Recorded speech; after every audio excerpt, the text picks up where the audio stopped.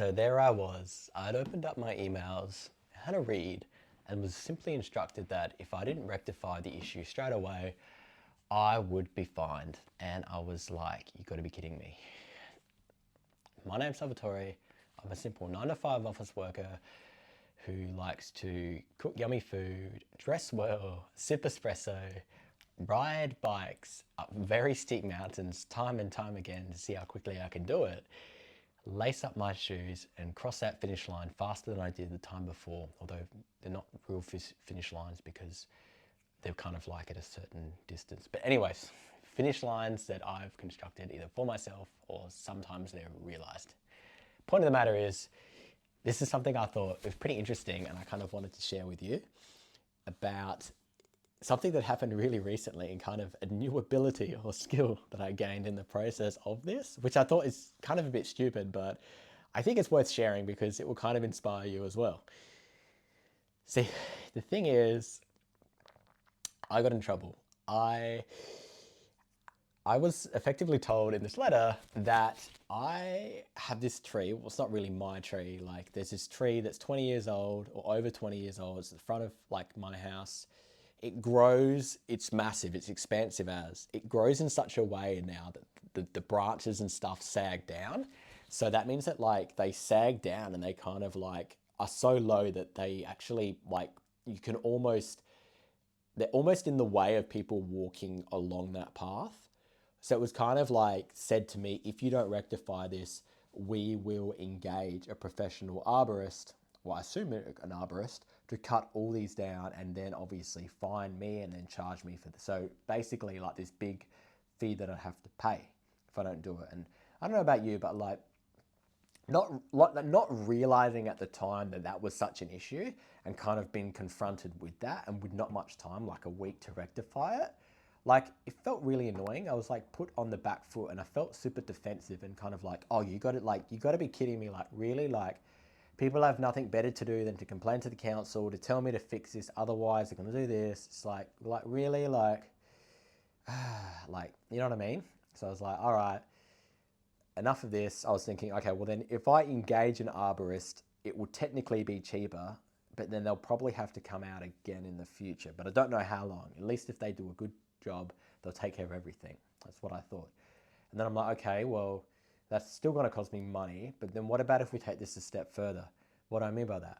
Well, see, the thing is, slowly by having this house and kind of like getting pieces, of equipment for, around the house and kind of like the garden, I'd realized that I have this like a, electrical battery that you can interchange with different like things, like power tools, if that makes sense. So that kind of got me thinking, like, is there a part or a thing that I can put this battery into and then effectively have this resolve all my issues? And there actually was. So I was like, okay, this might be the way to go. Because I was like, all right, well, this was called a pole pruner, right? This thing will cost me $198. And it looked actually really cool. I was like, I kind of do want to get it now. I was like, but it's like the most dangerous power tool that I would technically have. And I haven't handled something like that before. So part of me was like, I don't know how good of an idea this will be. Like, is this dangerous? So I kind of like thinking to myself, And I guess part of me might not have realized this tool and kind of taken action if it wasn't for the fact I was so like peed off or like annoyed by the fact that I was put on the defensive. I have to fix this thing straight away. So kind of like in the momentum and the adrenaline and kind of the anger of being like, well, let's just conquer this mountain and just like get it done, right? I was like, well, then I need to get the thing, right? And basically this made me feel like this, all right, so I go to my local hardware store, I get the thing. I was like, okay, I'm reading the instructions, and then I set it up, like pretty much 80% of it. And then I read the instructions and it says you need what's known as chain bar or chainsaw like oil or like lubrication for the thing to function and like protect the chain. I was like, you gotta be kidding me. So I had to go back to the hardware store. Luckily it wasn't that expensive, but I was so annoyed. It's like, I just wanted to rectify this stupid thing, and because I was trying to set it up that night to do it the next morning. So I was like, ah, you gotta be kidding. But luckily there was still enough time in the night. Went to get the thing, came back, filled up the compartment with the oil, to the certain line and stuff. So it was ready to rock and roll, right? And that's kind of where I kind of thought back and looked at this thing because it's 1.8 to like 3 meters. It's like bloody long. It's super cool. So I was like, this is like in this really weird way. It was kind of like this. The nerd in me was kind of like, man, like this kind of like makes me feel like this is my like like how to explain it? Like all right. So it's I'm just gonna like go straight into like what I was thinking when I bought this. Like I'm kind of like in Final Fantasy VII, the main villain is Sephiroth, and he has this like what's called a Masamune, this massive ass like long katana, and it's basically 6 to 8 feet long. I think the data says, which is basically the length of this pole pruner. So I was like, oh my gosh, I've got my own like Masamune, how cool.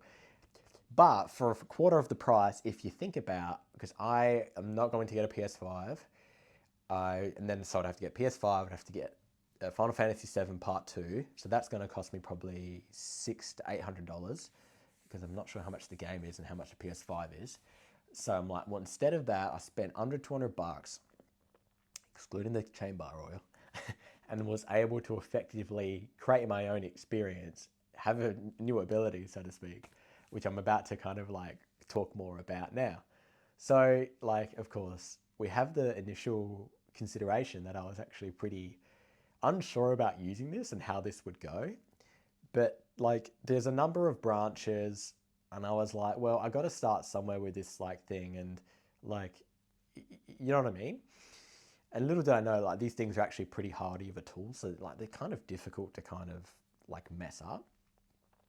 So as I kind of like start like cutting, I was like, oh, this is so much fun. Like I was like just like taking out the anger of like the fact I had to do this and I had some like stress at work on these like branches, and it was absolutely sick. But let me tell you something, like using something like this tool, because it's like so extended and you got the weight at the end, it's like a proper upper body workout. So you like so it's like I felt like I had gone to the gym that morning as well. So it was like super cool to balance it on there and like cut everything. And then it was just like powerful to just see it fall. I was like, yeah, that was like, and then the more I cut of these branches, the more it felt like, I don't know, it's really stupid, but it felt like I had just been in like a bunch of enemies in like the video game. And then when I kind of cut the biggest ones or basically all of them and kind of put them in a pile, I was like, yeah, I just beat like the boss or like a big level. And kind of in that process I'd leveled up. But in the way or along the way of doing that, there were kind of situations where the thing stopped working and I was like, crap, kind of thought to myself. But then I realized that, unscrewed the unit and a couple of things happened. To frame you, I had safety gloves, I had safety goggles, I had noise cancelling earphones on to protect my ears. So as much as I could, I set myself up to, go about this in the correct way. So with those things all set up and kind of me trying to fix this thing, I realized that the chain had come off.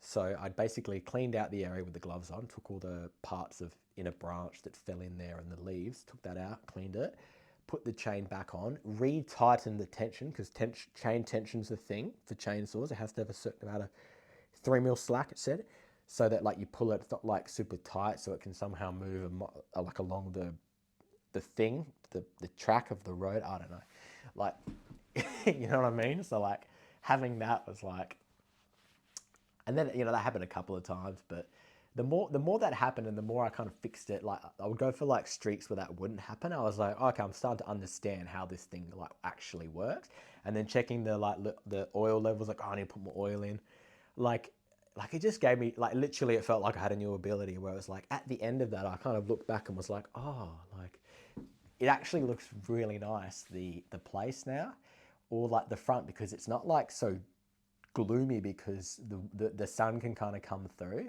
and it doesn't look so ominous because there's these like branches literally growing down like this kind of in your path. I basically rectified the space and then some. So I kind of don't have to do it for a bit. And then I'm kind of like, oh, let me tell you the fun part. Like putting it all together on a pile. This is like the downhill of the mountain. Like, when you're at the top of the mountain, you come down and you're just like cruising and just laughing. So I like put them all on a pile and then I just like cut them into smaller pieces. And that was like so much fun. Just like going through lots of like sticks, branches and kind of like the bigger trunks, like some were like this big, and just like cutting through it was like so much fun. I guess like, and part of me was like, because it's so much, so many piles, was kind of like, how do I explain this?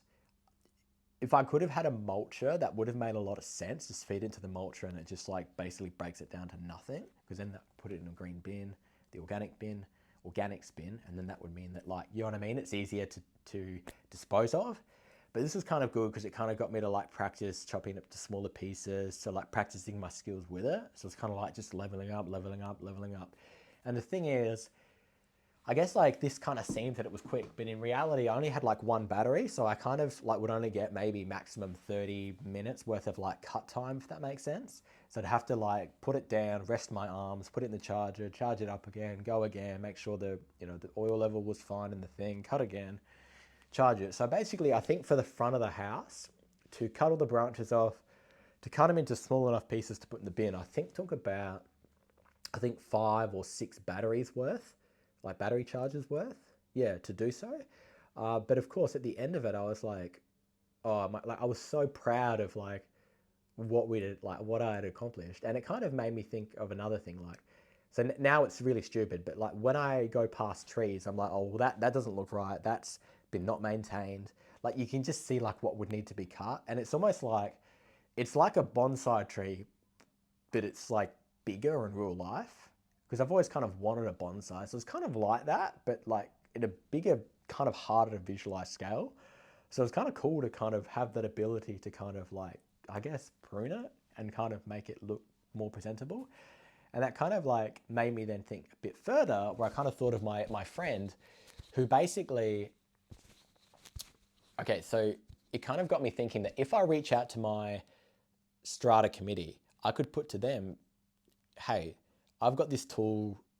I'm happy to maintain the other trees in the area that there's a similar issue in exchange for being exempt from paying the strata management fees. I thought to myself, that would be very clever if we could do that.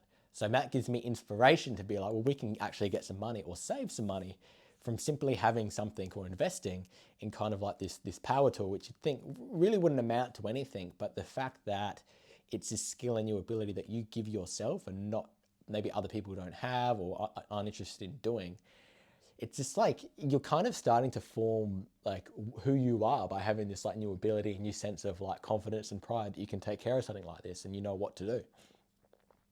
Because see, the thing is, my friend, he mows the lawn of all his neighbors, but my neighbor, I'm the only one, I think, or one of the 20 people in the area that actually have a lawn.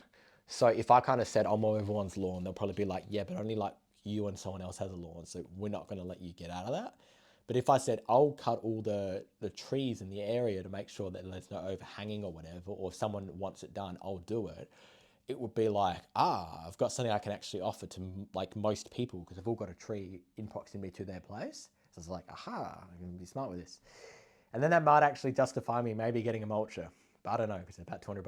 And I mean, that would be fun to use, but I'll have to think about that. But you see what I'm trying to get at? So for me, going to a point where I was like, well, I don't know what on earth this thing is, how to use it, scared to use it, let's be honest, because I never used it before. I didn't want something to happen. To now being like, okay, I get the basics of how to use this. If something goes wrong, I know how to fix it. Like, I know how this tool is meant to work. Was kind of like this very liberating feeling. And then having the confidence to think to myself that I could actually approach, you know, the management committee and be like, hey, I know how to do this now. Like, you know, don't make me, you know, get me out of paying this expense, or I'll do it if you do this. So like having that position of like strength, it was really weird.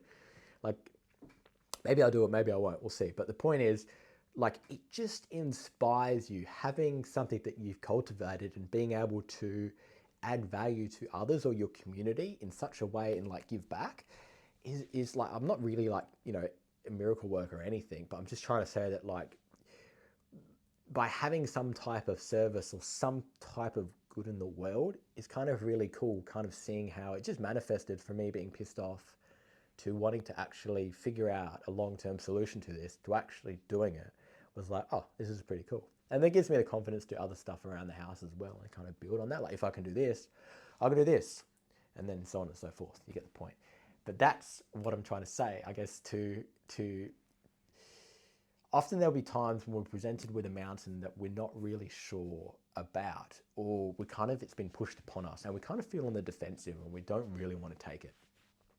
But we can kind of harness that energy of being annoyed and being frustrated to culminating into something that drives you forward enough to overcome the difficulties of what's presented to you there, to basically conquer that mountain and have such rewards that you didn't really expect would come out, but have this new ability, or me playing with my masamune, if you will, to conquer life in that way. So conquer mountains, conquer life. Thank you.